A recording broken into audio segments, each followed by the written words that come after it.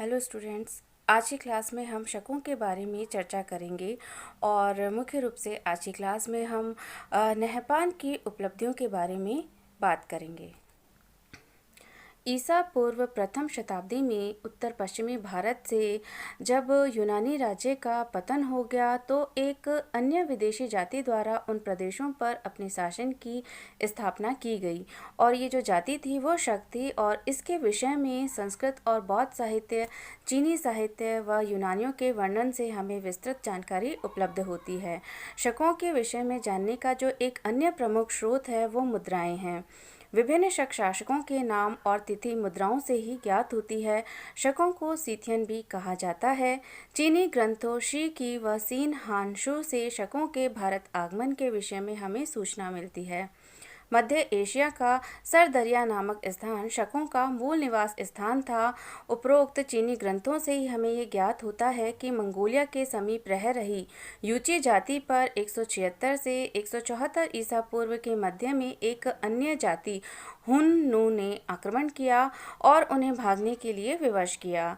यूची जाति परास्त होने के पश्चात नवीन प्रदेश की खोज में पश्चिम की ओर चली और उसने सरदरिया में रह रहे शकों पर आक्रमण कर दिया। शक इस युद्ध में परास्त हुए और उन्हें अपने मूल स्थान को छोड़ना पड़ा।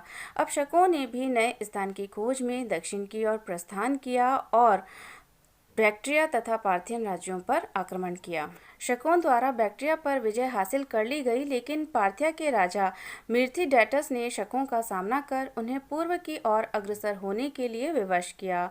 अतः शक शकिस्तान व सिस्तान में बस गए और कुछ समय उपरांत शक बलूचिस्तान से होकर निचले सिंध प्रदेश पहुंचे और वहीं पर बस गए।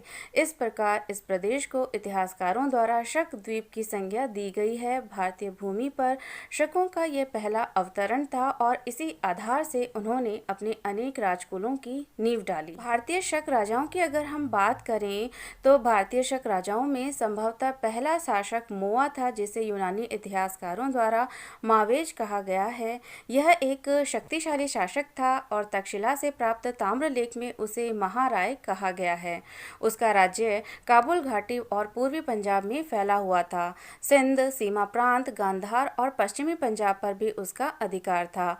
मावेज के शासनकाल के विषय में विद्वानों में मतभेद है, लेकिन ऐसा प्रतीत होता है कि उसने ईसा पूर्व प्रथम शताब्दी के अंतिम चरण में शासन किया था। मावेज के उत्तराधिकारियों की अगर हम बात करें तो मावेज के उपरांत एजेज प्रथम शासक बना और मावेज के साम्राज्य को न केवल उसने अक्षुण्ण रखा बल्कि उसने पूर्वी पंजाब में अपना साम्राज्य विस्तार भी किया। मावेज और एजेज के बीच क्या रिश्ता था, इस विषय में हमें कोई जानकारी उपलब्ध नहीं है। एजेज प्रथम के उपरांत एजेज द्वितीय शासक बना, लेकिन उसके विषय में कोई उल्लेखनीय जानकारी उपलब्ध नहीं है। अब हम बात करते हैं शक क्षत्रप की। तो शकों ने भारत में शासन के लिए पारसिक क्षत्रप प्रणाली को अपनाया था। क्षत्रप शब्द ईरानी अत्र पावन से बना है और उसका अर्थ प्रांत का शासक होता है। शकों का साम्राज्य विभिन्न प्रांतों में विभक्त था, जहां क्षत्रप शासन करते थे। प्रत्येक प्रांत में दो क्षत्रप होते थे, एक महाक्षत्रप और दूसरा क्षत्रप। क्षत्रप प्राय महाक्षत्रप का पुत्र होता था। भारत के विभिन्न भागों में कई क्षत्रपों द्वारा शासन किया गया। इनको दो भागों में विभाजित किया जा सकता है, उत्तरी क्षत्रप और पश्चिमी क्षत्रप की। तो सबसे पहले हम बात करते हैं उत्तरी क्षत्रप की। तो विभिन्न स्रोतों से हमें ये ज्ञात होता है कि पंजाब में 3 क्षत्रप वंशों ने राज्य किया था। कुसुलुक वंश के शासक लियाक और पतिक का उल्लेख हमें तक्षशिला ताम्रपत्र में मिलता है। ये संभवतः शक शासक मावेज के अधीन क्षत्रप थे। एजेज द्वितीय की अधीनता में पुष्कलावती के क्षत्रप मणिगुल व जिहोनिक के विषय में भी विभिन्न स्रोतों से हमें ज्ञात होता है। इनके अतिरिक्त तीसरा इंद्रवर्मन का था। इंद्रवर्मन का पुत्र अस्पवर्मन एजेस द्वितीय और गोंडोफर्नेश का क्षत्रप रहा था। मथुरा के क्षत्रप की अगर हम बात करें तो मथुरा के क्षत्रप वंश के विषय में हमें विस्तृत जानकारी उपलब्ध नहीं है। मथुरा के प्राचीनतम क्षत्रप हगान और हगामस थे और उनके पश्चात राजूबुल क्षत्रप बना। मथुरा के क्षत्रपों में राजूबुल और उसका पुत्र सोडास प्रसिद्ध है। राजूबुल जब महाक्षत्रप था तब सोडास क्षत्रप के रूप में कार्य कर रहा था। राजूबुल की मृत्यु के उपरांत सोडास महाक्षत्रप बना था और सोडास के बाद मथुरा के क्षत्रप शासकों का वृत्तांत अंधकार के गर्भ में हैं। अब हम बात करते हैं पश्चिमी क्षत्रप की, और इसके अंतर्गत हम सबसे पहले महाराष्ट्र के क्षत्रप के बारे में बात करेंगे। तो पश्चिमी भारत में भी शकों का एक प्रसिद्ध राजवंश प्रतिष्ठित हुआ जिसे शहरात वंश कहते हैं। रेप्सन आदि कुछ विद्वानों का ये विचार है कि ये पल्लव वंश से संबंधित था, किंतु अधिकांश विद्वान इस वंश को शक ही मानते हैं। शहरात वंश का जो प्रथम शासक था वो भूमक था और उसका अधिकार सौराष्ट्र पर था।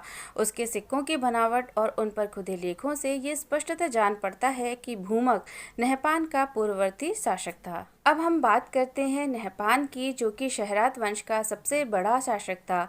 जैन साहित्य में इसका उल्लेख नरवाहन अथवा नववाहन के रूप में हुआ था। पेरिप्लस में मेम्बरस का उल्लेख हमें मिलता है और कुछ विद्वान उसे नेम्बरस पढ़ते हैं और उसका समीकरण नहपान से करते हैं। कम से कम 8 गुहा लेखों में उसका नाम आया है और उसकी बहुसंख्यक मुद्राएं भी प्राप्त हुई हैं।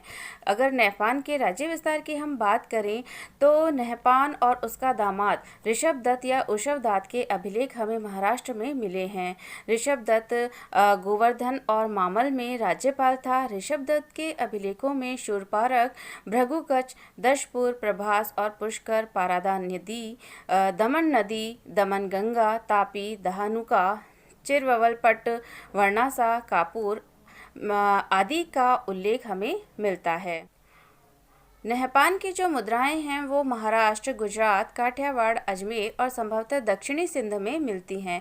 तो इन साक्ष्यों के आधार पर यह निष्कर्ष निकाला जा सकता है कि नहपान के अधिकार में उत्तरी महाराष्ट्र का उत्तरी भाग, मालवा, अपरांत, गुजरात, काठियावाड़ और अजमेर था और संभवतः इसी समय सातवाहनों को महाराष्ट्र छोड़कर आंध्र प्रदेश में जाना पड़ा। राज्य विस्तार करने में उसे कौन कौन से युद्ध करने पड़े थे इसका हमें पर्याप्त ज्ञान नहीं है। हमें उसके शासनकाल की एक ही विजय का ज्ञान होता है। नासिक गुहालेख 10 से प्रकट होता है कि अपने मित्र उत्तम भद्रों की मालव आक्रमणकारियों के विरुद्ध सहायता करने के लिए उषवदात गया था और इस युद्ध में मालव पराजित हुए और भाग खड़े हुए और उनमें से बहुसंख्यक बंदी बना लिए गए। इस विजय के बाद ऋषभदत्त ने पुष्कर में दान दिया था। ये मालव कौन थे, इस प्रश्न पर भी मतभेद है। कुछ विद्वान उन्हें मालव बताते हैं, कुछ इन्हें दक्षिणी भारत के मलय पहाड़ों के निवासी बताते हैं। नहपान के अभिलेखों में एकमात्र इसे युद्ध और विजय का वर्णन है। संभव है कि राज्य विस्तार के लिए नहपान ने अन्यान्य युद्ध भी किए हों, लेकिन अभिलेखों में उनका वर्णन न किया गया हो। नहपान की राजधानी की अगर हम बात करें तो पेरिप्लस का उल्लेख है कि नहपान की राजधानी मिनगर थी और यह एरियाक में थी। इंद्र जी का मत है कि एरियाक से अपरांतिका समझना चाहिए। मिनगर को कुछ विद्वान मंदसौर मानते हैं और कुछ विद्वान दोहद। जायसवाल का मत है कि नहपान की राजधानी भड़ोश थी। जिंदास गणी नरवाहन या नहपान की राजधानी भृगुकच बताता है। नहपान की उपाधियों की अगर हम बात करें तो मुद्राओं पर नहपान के साथ राजन की उपाधि पाई जाती है। 41, 42 और 45 तिथियों के नासिक अभिलेख नहपान को एकमात्र क्षत्रप कहते हैं, लेकिन उसके मंत्री अयम का 46 तिथि का अभिलेख नहपान को महाक्षत्रप कहता है। इससे ये नहीं समझना चाहिए कि 45 तिथि का नहपान किसी बाह्य सत्ता की अधीनता में शासन करता था अथवा 46 तिथि में ही स्वतंत्र शासक बना था। वास्तव में छोटी उपाधियां सदैव अधीनता सूचक नहीं होती हैं।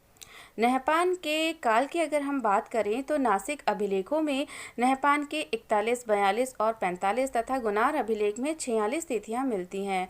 विद्वानों में इस बात पर बड़ा मतभेद है कि ये तिथियां किस काल की हैं और ऐसा प्रतीत होता है कि दक्षिण के अन्य शक नरेशों की भांति शहरात वंश ने भी शक संवत का ही प्रयोग किया था।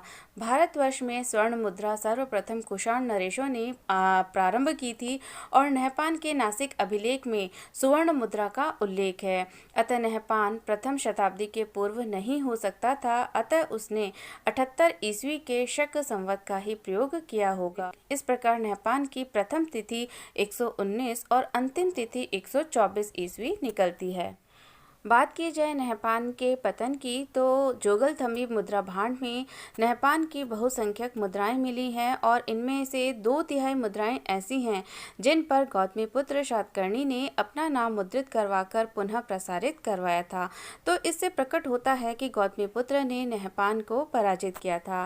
नासिक प्रशस्ति में गौतमी के पुत्र के लिए खकरात, वसनिर, वसेसकर करस की उपाधि मिलती है। इससे भी शहरात वंश के राजा नहपान की पराजय की पुष्टि होती है।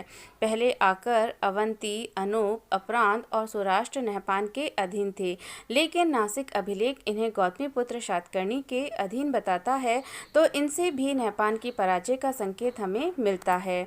आवश्यक सूत्र निरुक्ति नामक जैन ग्रंथ के गाथा टीकाकार जीन दास गिनी ने भी लिखा है कि शालवाहन ने नहपान को पराजित किया था। मुद्रा भांड में नहपान के अतिरिक्त किसी भी अन्य शहरात नरेश की मुद्रा नहीं मिलती, तो इससे सिद्ध होता है कि नहपान ही इस वंश का अंतिम राजा था।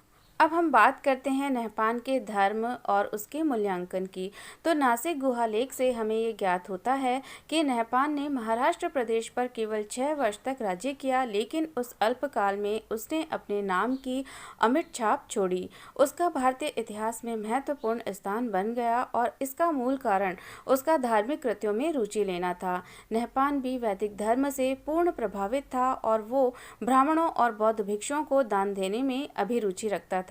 इसके प्रमाण में हम उसके दामाद उशवदात और उसकी पुत्री दक्षमित्रा को ले सकते हैं। मालव लोगों को परास्त कर उशवदात पुष्कर गया, वहां उसने स्नान किया और ब्राह्मणों को प्रचुर मात्रा में दान दिया। उशवदात की धर्मपत्नी दक्षमित्रा ने पुण्य संचयार्थ एक गुहावास भी दान दिया। तो ये सब इस बात के प्रतीक हैं कि शक शासक अब भारतीय होते जा रहे थे और उन पर वैदिक धर्म की गहरी छाप पड़ रही थी।